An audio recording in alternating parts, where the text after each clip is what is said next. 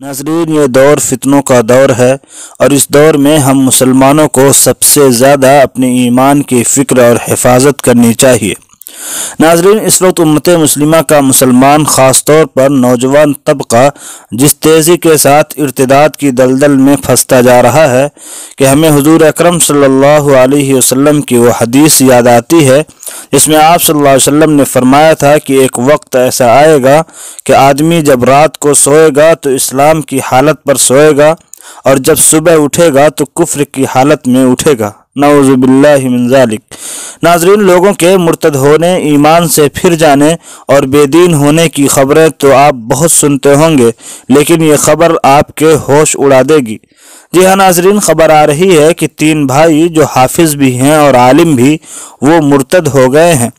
اس کی جانکاری مشہور عالم دین مولانا یاسر ندیم الواجدی صاحب نے اپنے ایک پیغام میں دی۔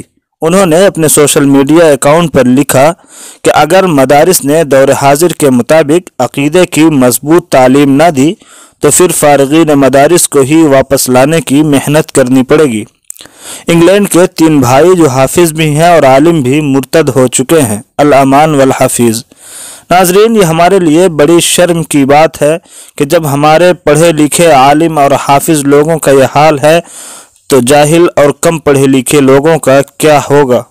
ناظرین، دعا فرمائیں کہ اللہ رب العزت تمام مسلمانوں کی عزت و آبرو کی، ان کے ایمان کی حفاظت فرمائے، اور دعا کریں کہ اللہ رب العزت جب تک مسلمانوں کو زندہ رکھے، ایمان پر زندہ رکھے، اور جب موت آئے تو ایمان پر موت آئے۔ آمین یا رب العالمین۔